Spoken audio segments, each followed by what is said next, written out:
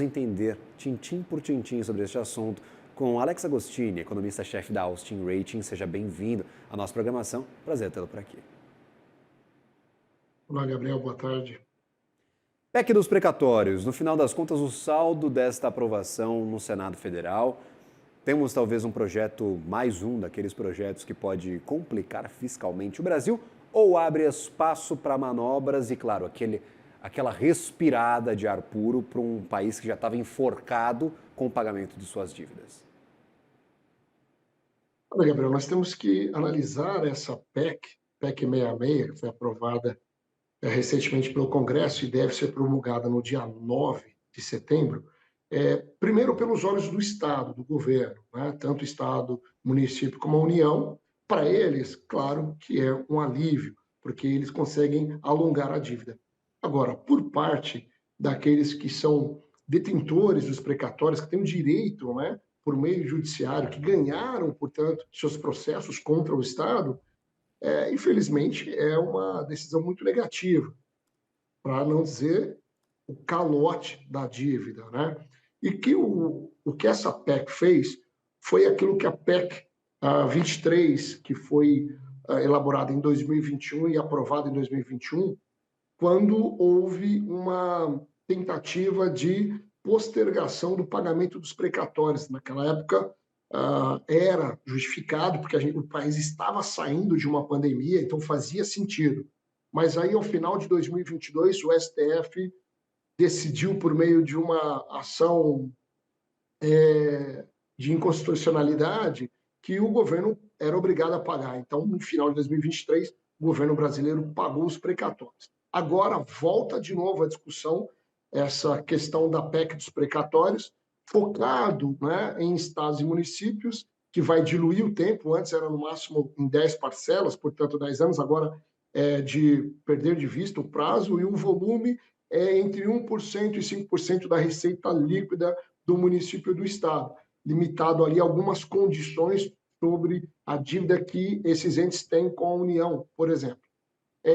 Mas colocar no meio dessa PEC que o volume principal de precatórios que a União, o governo federal, tem que pagar, isso deve sair da despesa primária. Vamos tentar traduzir isso para o nosso, para quem está nos acompanhando. Bom, significa o seguinte: isso é um pouco de um cheque em branco para o governo continuar gastando sem consumir parte do resultado fiscal que ele precisa realizar no ano de 2026, porque isso será só para o ano que vem. Lembrando que a PEC vale para o ano que vem. Ou seja, ele vai ter mais recursos para continuar gastando e falar que ele cumpriu a meta fiscal. Mais ou menos como um cidadão comum que exagerou no gasto, entrou no cheque especial, mas para fechar as contas ele não coloca o gasto no cheque especial. Isso é negativo porque, ao longo do tempo, deteriora a capacidade do governo de realizar investimentos importantes, né? Então, a gente já vem passando por esse problema há algum tempo, é por isso que a inflação está alta, por isso que os juros estão altos, e o governo agora tenta dar mais essa pedalada por meio da PEC 66. Perfeito. Lembrando que o orçamento brasileiro está ali próximo dos 3 trilhões de reais, 2 trilhões e 800 bilhões de reais. O valor destinado para investimentos é de 50 bilhões de reais. Então, a gente vê aí uma distinção, uma mudança bem grande. E esse valor destinado a investimentos no orçamento está caindo ano após ano, conforme os gastos discricionados são achatados pela obrigatoriedade do orçamento. Agora, havia ou há muita preocupação com 2027, dizendo que 2027 seria um ano talvez até de crise fiscal no Brasil. Essa PEC dos precatórios, PEC 66, evita uma crise fiscal em 2027 ou ela não atrasa o inevitável, já que até o gasto discricionário pode sumir até 2027? Olha, primeiro aproveitando o que você falou, né, do orçamento. O orçamento é 2,8 trilhões, mas quando a gente coloca ali, por exemplo, a nova emissão de dívidas do governo, que é algo em torno de 1 trilhão, e o refinanciamento da dívida do governo, que é algo em torno de 1,8 trilhão, nós temos um orçamento de 6,3 trilhões para 2026. 44% disso, então, é dívida pública, ou seja, é bastante alarmante. E em relação às despesas discricionárias, que são aquelas que o governo pode utilizar de forma emergencial ou aquilo que ele achar importante para realizar investimentos, a partir de 2027, ela já começa a ser negativa quando a gente tira das despesas discricionárias, por exemplo, emendas parlamentares e também despesas com as vinculações constitucionais de saúde e educação, que são despesas obrigatórias, mas são mínimos que têm que ser gastos pela União com essas duas áreas. Vai se tornando negativo. E aí é quando você fala da crise fiscal, é o risco de que a gente fala de shutdown, né? Ou seja, desligar a atividade da máquina pública, porque não terá recurso suficiente para manter a máquina pública, ou seja, os serviços públicos funcionando a partir de 2027. Existe esse risco, sim, é por isso até que o governo tenta, por meio dessas ações junto ao Congresso, tirando do cálculo fiscal, por exemplo, os precatórios, gastos emergenciais, como é o caso agora que o governo tem feito com as ações para as empresas exportadoras por conta do tarifaço, ou seja, algumas ações são justas e justificadas. Outras, claro, a gente sabe que, como é o caso de precatórios, que acaba sendo aí um subterfúgio do governo para ele continuar com essa expansão fiscal, o que, de novo, traz um problema de uma perspectiva para o médio prazo, ou seja, para os próximos 2 anos. Lembrando que ano que vem é um ano eleitoral e que, em geral, ano eleitoral, os governos, principalmente o governo federal, abre a torneira para emendas parlamentares e isso vai comprometendo a execução do orçamento. Né? Perfeito. E aí, por exemplo, há essa limitação para estados e municípios de destinar de 1 a 5%, dependendo, se eu não me... Aí a condição me fugiu da cabeça, mas eu acho que é a proporcionalidade do estoque dos precatórios, e aí eu não me lembro, você me ajude com essa condição. Mas vai de 1 a 5% da receita para pagar precatório. Tem estado e município, principalmente município, que gera mais precatório do que 1 a 5% da sua receita líquida. Praticamente a gente nunca vai pagar essa dívida, o caminho é sempre para mais, ou seja, para mais estoque de precatório. O quanto isso é preocupante para o futuro?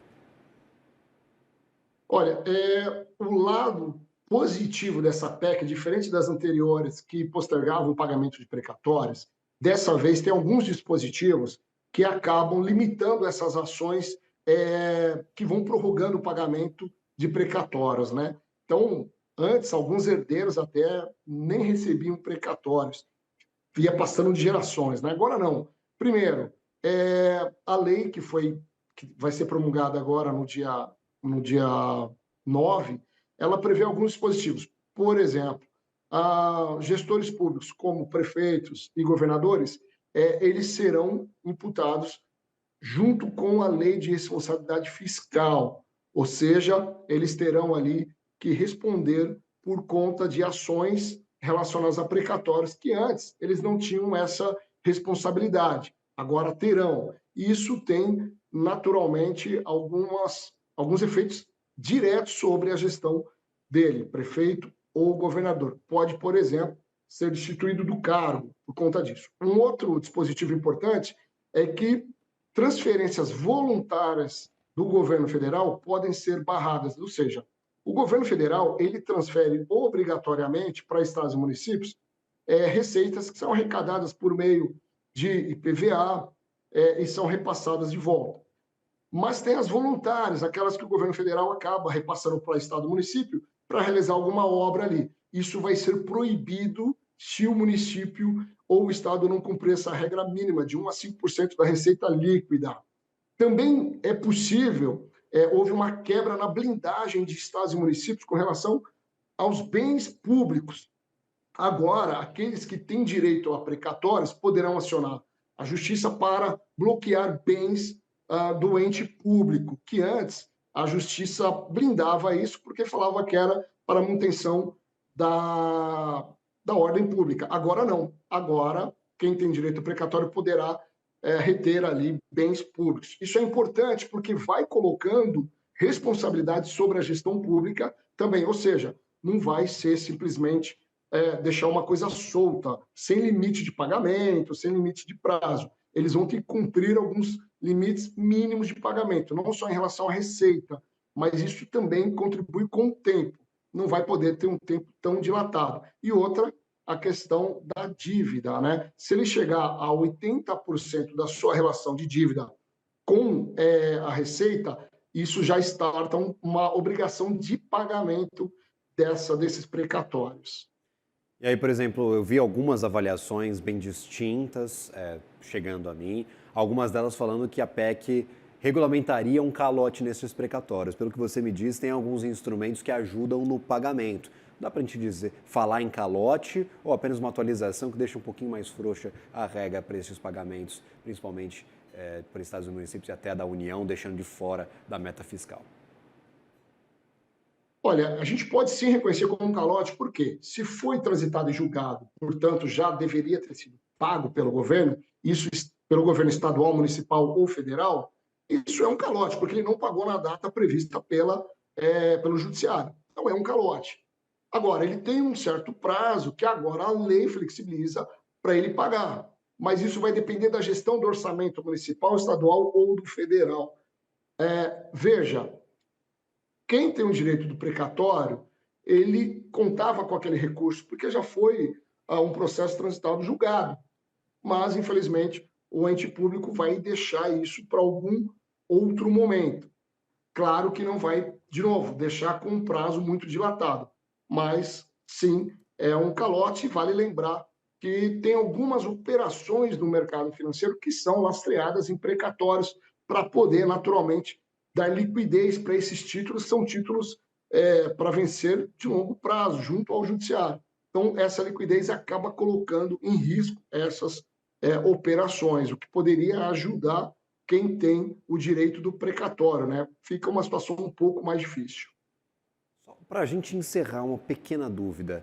A questão do reajuste ser trocado de Selic para IPCA mais 2%, isso é talvez um ponto de atenção também nessa PEC dos precatórios, do reajuste da dívida ao longo do tempo, caso efetivamente não seja paga pelo governo? Claro, esse também é um ponto positivo, Gabriel, porque isso impacta diretamente o custo da dívida, que são os juros, né, de entes públicos, estados, municípios, da União. Por quê? O Banco Central ele tem como uma meta atingir uma inflação entre 1,5% e 4,5% ao longo do ano. Quando a gente fala que a Selic ela não tem limite, nós estamos vivendo agora numa taxa Selic, que é a taxa básica de juros da economia brasileira, em 15%, que é o maior nível desde 2006. E a gente espera que a inflação atinja algo em torno de 4,8% a 5% ao final do ano. Portanto, 3 vezes menos do que a Selic. Então, quando a gente olha isso para o médio e longo prazo, claro que o custo da dívida para esses entes públicos, que é essa dívida relacionada a precatórios, os juros vai ser muito menor. Então, é importante, sim, essa mudança de indexador. Dá um pouco mais de fôlego, né, para administrar essa dívida de pagamento de juros, já que é reconhecido o precatório como uma despesa obrigatória, tem que estar lá no orçamento. Certo. Alex Agostini, economista-chefe da Austin Rating, sempre bem-vindo à nossa programação. Obrigado por nos ajudar a entender essa PEC dos precatórios. Será promulgada até o dia 9 deste setembro. Obrigado.